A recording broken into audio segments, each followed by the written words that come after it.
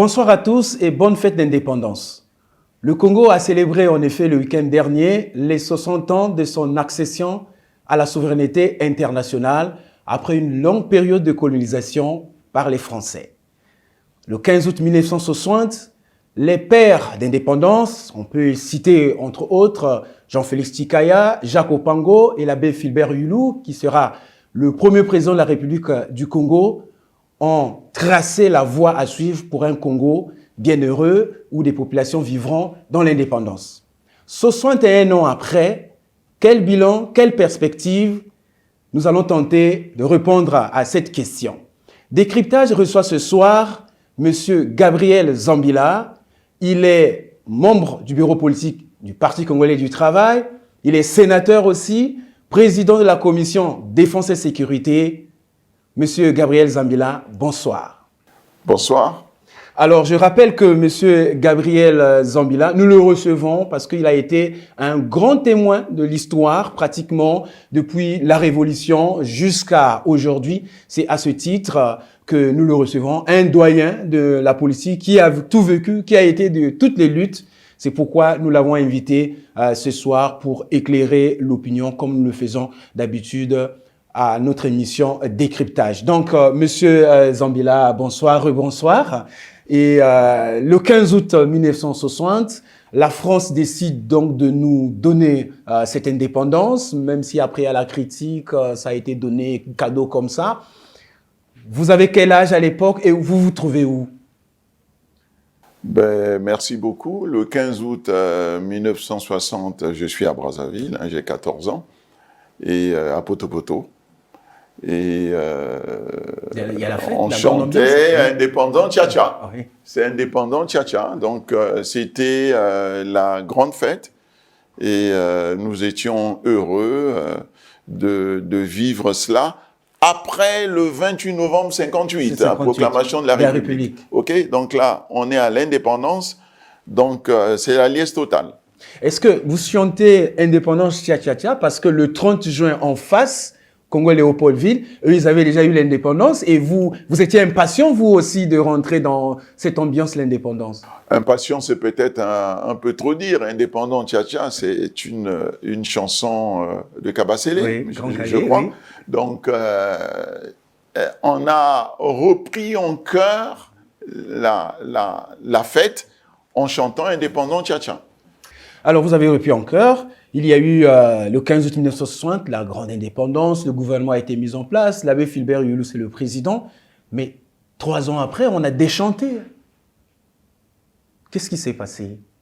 Ce que l'on peut dire, c'est qu'à un moment donné, on a constaté que le pouvoir menait une vie, on allait dire, un peu extravagante, qui frisait un peu l'opulence. Et voilà, et il y a eu, à partir de là, des mouvements qui sont nés, qui réfléchissaient déjà sur un certain nombre de choses. C'est autour des syndicalistes? Non, pas fondamentalement. Nous avions l'UJC, l'Union de la jeunesse, la jeunesse congolaise. En France, on avait l'AEC et puis la FEANF. Et on avait des syndicats ici, tels que la CGT, qui étaient très engagés. Et puis vous avez le contexte international qui était chaud. Est-Ouest. Voilà. Qui était chaud, et c'est dans ce contexte-là que on parle également de la venue de Sékou Touré ici quelques mois avant. C'était un signe avant-coureur.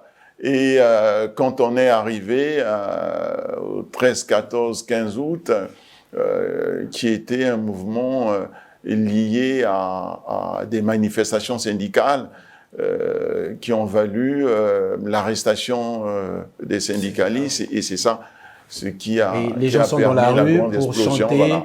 Hulou a tout volé, voilà. Alors qu'on a toujours dit que c'était un monsieur assez modeste, Hulou. Quand on dit que Hulou a tout volé, c'est un slogan. C'est un slogan. On voulait juste le noyer. Il fallait bien qu'on trouve quelque chose pour galvaniser les masses, pour mobiliser les masses, pour les mettre debout. Et on a trouvé ce slogan. Yulu a tout volé. On a fait la même chose avec Yombi, qui prenait jamais le champagne. On l'a accusé de champagnard. Il n'a jamais pris le champagne.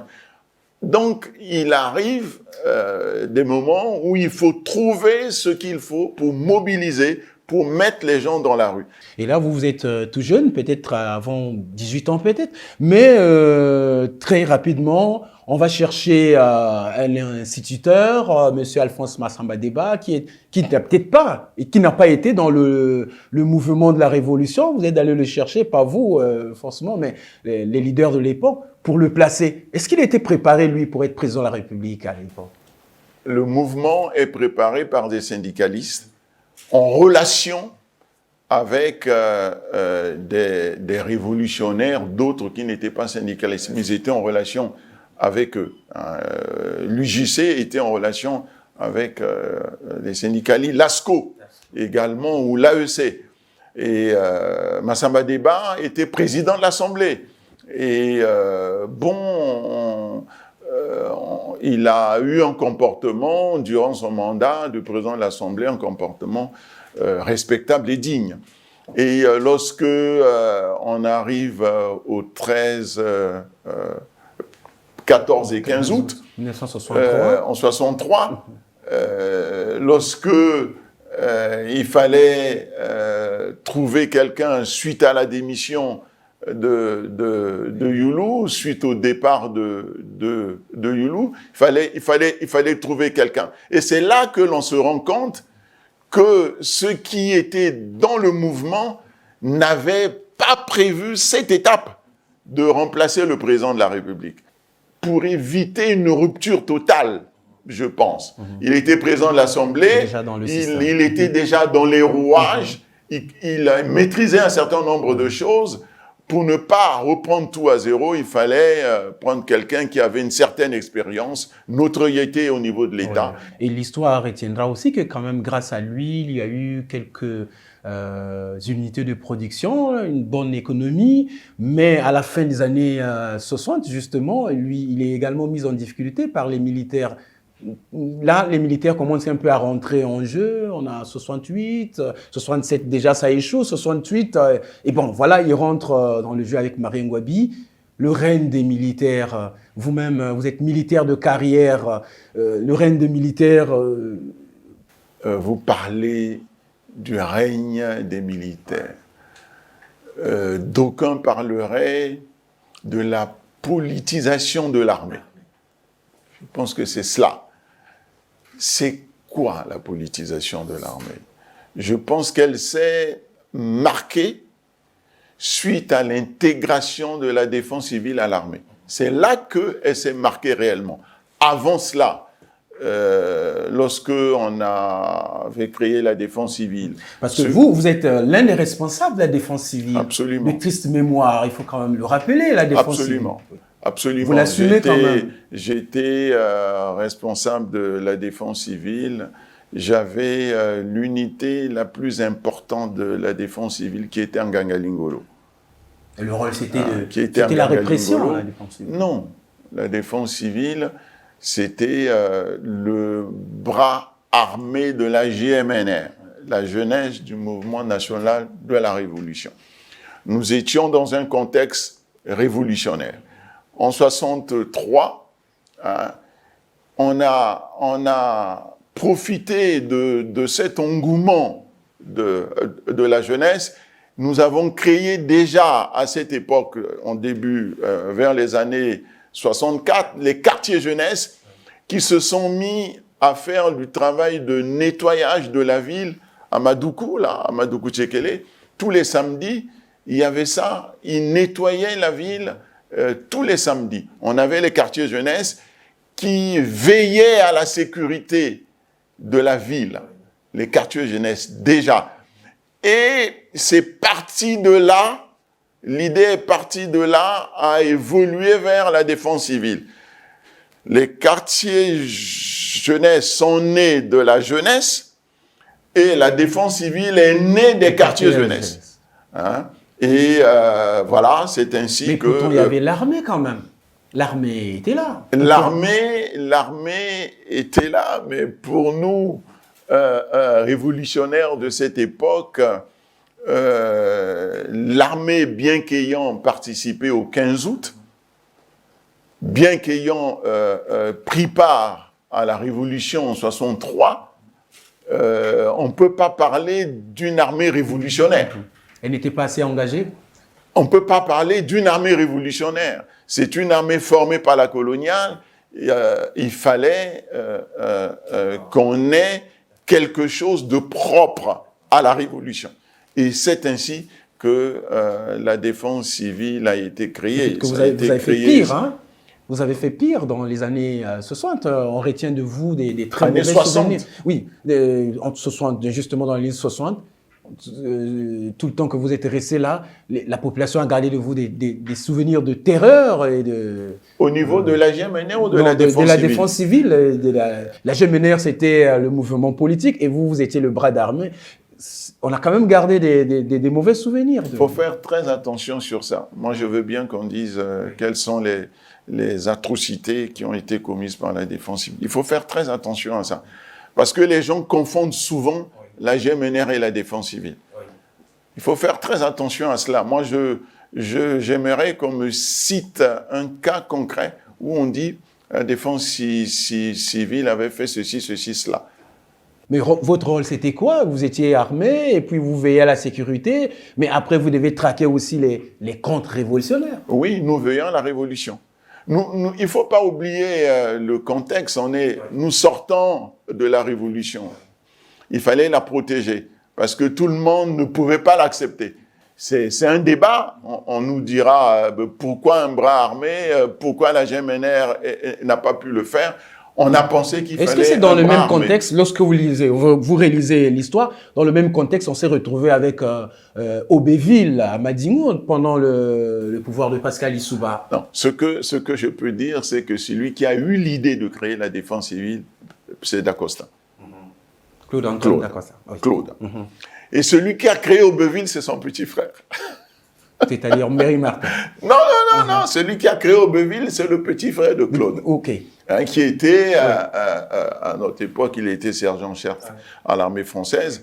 Et voilà, c'est lui qui a créé Aubéville, qui a travaillé avec Aubéville. Donc, mais le président Lissouba, Pascal, était partie entièrement prenante de la défense civile et de la GMNR.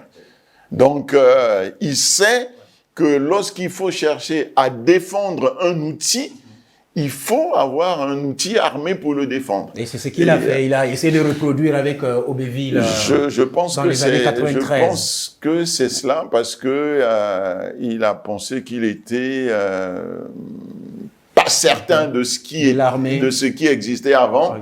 Il a voulu créer un outil à lui. Et c'est pour cela qu'il a créé Aubéville. Mais alors, lorsque, dans les années 70, le contexte était beaucoup plus difficile, vous-même, vous avez fait la prison, mais beaucoup d'autres aussi ont laissé leur vie dans cette période des années 70. Marien Ngouabi est président.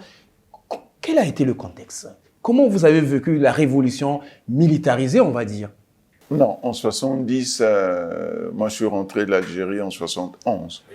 Le PCT est créé en 69. Il est créé en 69 et dès 70, hein, en mars, je crois, 70, on a les événements de Kinganga.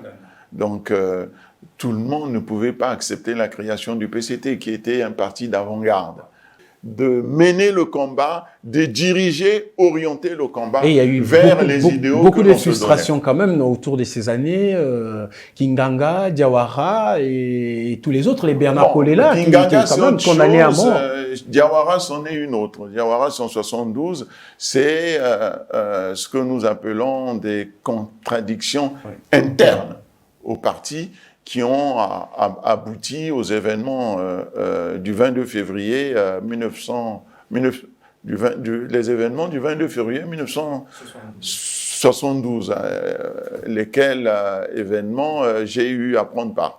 Voilà. Et vous avez été jeté en prison, justement. J'ai été mis en prison, condamné à la peine capitale, commué à la réclusion criminelle à perpétuité. Et lorsqu'on arrive à la fin des années 70, vous regrettez quand même la politisation de l'armée? Ah non. Vous regrettez ça quand même? Non, non, non. Nous étions dans un contexte où il fallait du nouveau. Il fallait du nouveau au niveau de l'armée. Et lorsque vous parlez de l'armée qui a joué un grand rôle, mais le président Gwabi est arrivé là par hasard. Il n'y a jamais pensé. Il est arrivé là par hasard parce que personne n'a voulu prendre le pouvoir. Personne n'a accepté de prendre le pouvoir entre l'Issouba et le Mazalaï. Ils se sont jetés, ils ont joué au ping-pong. Et vous êtes allé chercher le paracommando qui était dans son camp? Non, on n'a eu personne. Ouais. On n'a eu personne. Et comme Gwabi, à ce moment-là, était le chef de file au niveau de l'armée. Un bon agitateur déjà pour avoir... Agitateur, non. Agitateur, non. Un militant. Un vrai militant. Qui était en relation... qui avait déjà fait la prison lui aussi pour avoir tenté quelques mouvements. En 27 juin, oui. C'est ça. Oui. C'est ça. Il avait fait un peu la prison qui lui a valu la rétrogradation et ainsi de suite. Ouais. C'est ça. Et les années 80, on pense que c'est l'apaisement avec le président Sassou. Il y a beaucoup de velléités qui se sont calmées. Moins de coups d'État ou des tentatives de coups d'État. C'était plutôt calme, les années 80. Malgré, on a même eu un plan quinquennal, un boom pétrolier. C'était bien là, les années 80. Vous le constatez, les choses se sont améliorées. Est-ce que c'était pas parce qu'il y a eu des purges aussi, Tister Chikaya, Ndalagra, peut-être qu'ils étaient plus avec vous. Vous étiez maintenant un peu plus seul pour faire ce que vous vouliez. Non, ils étaient revenus quand même. Ils étaient revenus lorsque on a eu la première grande crise au niveau du parti 172. 72 avec le 22 février. Et après, le parti a essayé de se refaire à travers des congrès extraordinaires. Et lorsque on est arrivé à la mort du président Marien, alors là, il fallait que la gauche se reconstitue. On peut dire ça. En début des années 90, donc 1991, les mêmes syndicalistes reviennent, vous rattrapent, et c'est la conférence nationale. Vous avez des douloureux souvenirs de la conférence nationale. Vous regrettez. Je vais dire, pas les mêmes, mais vous avez Jean-Michel Bokamba Ngouma qui revient. Et puis là, lorsque vous regardez la conférence nationale avec le temps, pour vous, c'est... un gâchis. Un gâchis. Pourquoi? Un gâchis. C'était un moment important qui aurait permis au pays de se refaire et de reprendre un bon départ. Le déballage aurait pu... Est-ce qu'on était préparé au déballage? Je me pose bien la question. Parce qu'on a constaté une lutte acharnée pour régler les comptes du PCT, pour tuer le PCT même. Parce que c'est vous qui avez dirigé le pays dans la période. On a constaté, vous étiez à la barre. Mais le président Sassou a dit « j'assume ». Oui.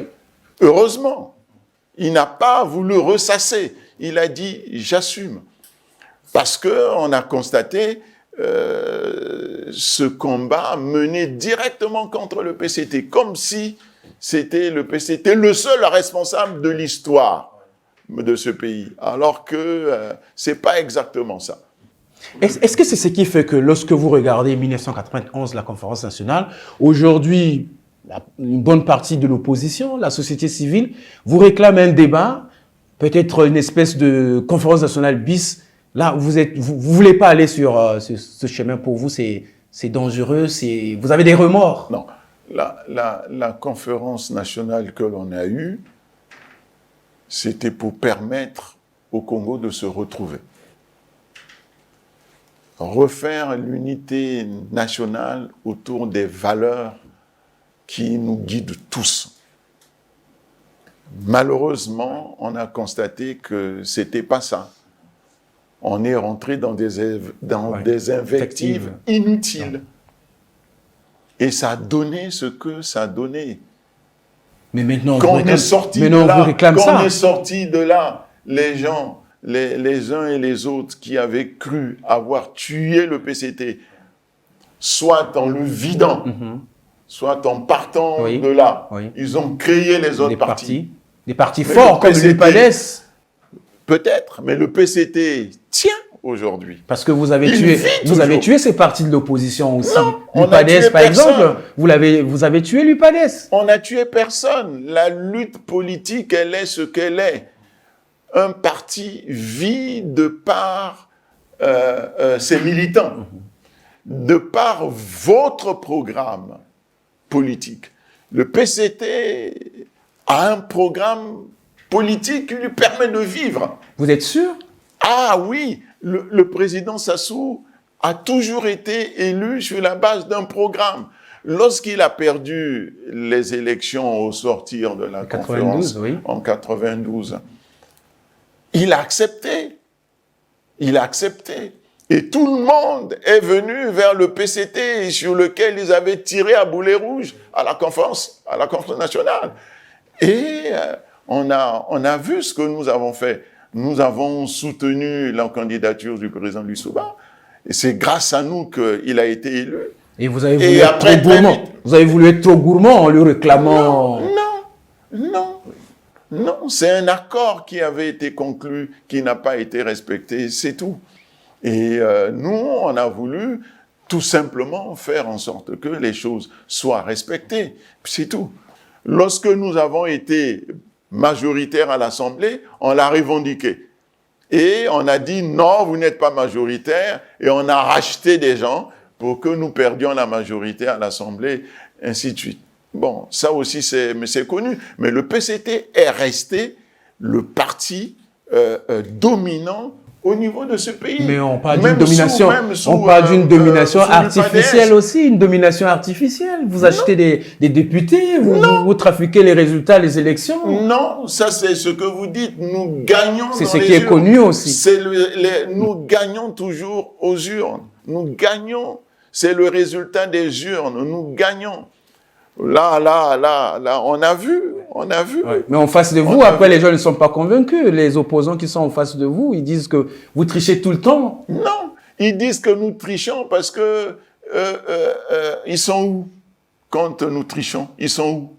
Vous voulez pas les mettre dans le système, justement, la commission électorale. La loi est claire en la matière. Tous les candidats ont leurs représentants dans tous les bureaux de vote. Est-ce que c'est bien ça? Bien ça. C'est bien ça. Oui. Donc, ils ont leurs représentants dans tous les bureaux de vote. Nous gagnons dans ces bureaux de vote-là. Donc, ils sont complaisants, alors. Non, ils ont des résultats qu'ils gagnent, mais lorsque vous publiez, c'est d'autres résultats. Vous savez ça. Ils ont d'autres résultats qu'ils ne présentent pas. Non. Bon, c'est peut-être pas le débat aujourd'hui. Je pense pas. C'est peut-être pas le débat aujourd'hui. On parle de 60 ans, 61 ans d'anniversaire de l'indépendance du pays. Alors, depuis là, le PCT est revenu au pouvoir après une longue guerre fratricide. Le PCT est revenu au pouvoir. Vous avez légitimé votre pouvoir par les élections jusqu'aujourd'hui. Alors, ces 2 dernières décennies, avec le regard, lorsque vous regardez, vous êtes satisfait de la gouvernance du pays?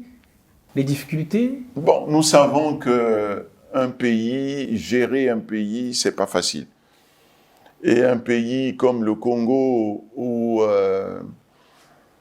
nous avons pour ressource fondamentale le pétrole, et qui ne dépend pas de nous. Les prix ne sont pas fixés par nous, mais nous savons également que malgré cela, le président Sassou a beaucoup travaillé. Il a permis au Congo d'être visible, et vous le savez. Et vous le savez, le Congo n'était pas ce qu'il est aujourd'hui. Il n'est pas ce qu'il était. Le Congo aujourd'hui, vous pouvez partir de Pointe-Noire à Ifondo, s'il vous plaît.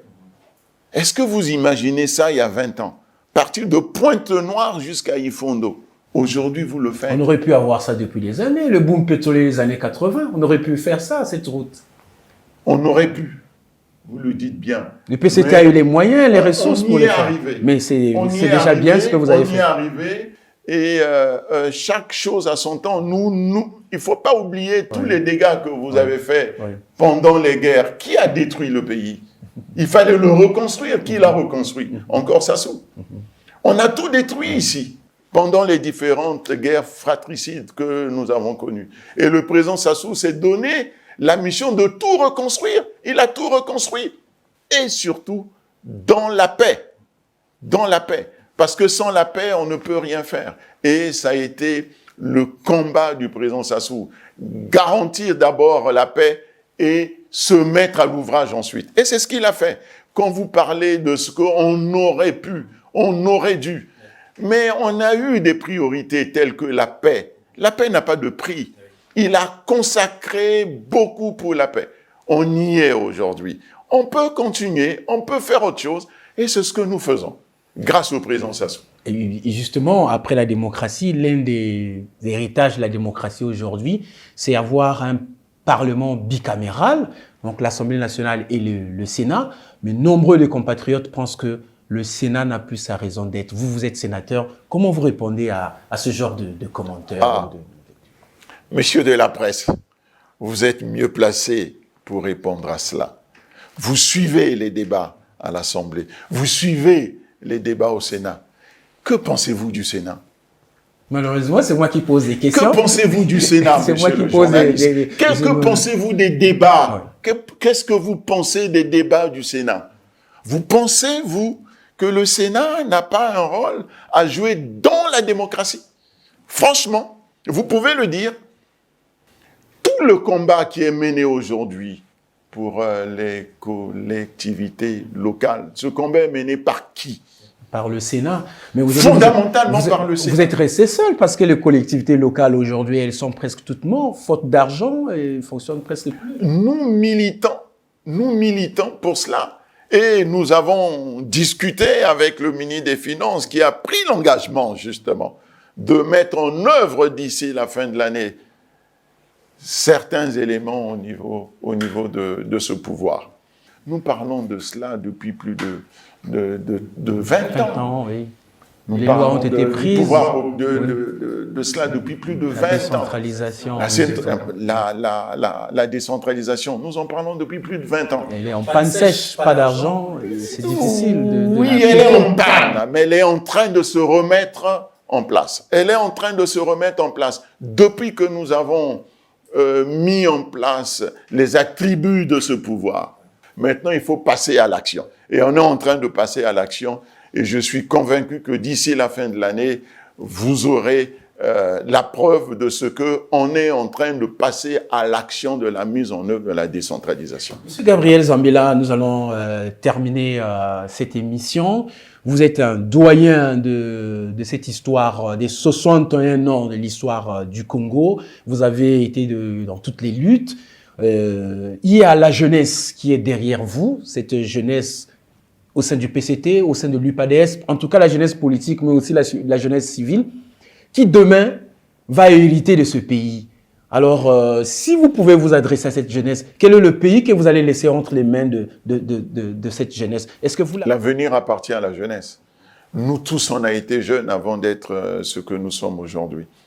Le seul conseil que je peux donner à la jeunesse, c'est d'être à l'écoute, d'être curieux, d'aller vers les aînés, d'aller vers tous ceux qui peuvent vous aider à essayer de comprendre l'histoire du pays. Vous savez, l'humilité, c'est quelque chose de très important. Si vous êtes humble, vous apprendrez beaucoup. Mais il faut être curieux. Il faut avoir la volonté d'apprendre. Et de notre jeunesse, vous n'avez pas l'impression qu'ils vous suivent?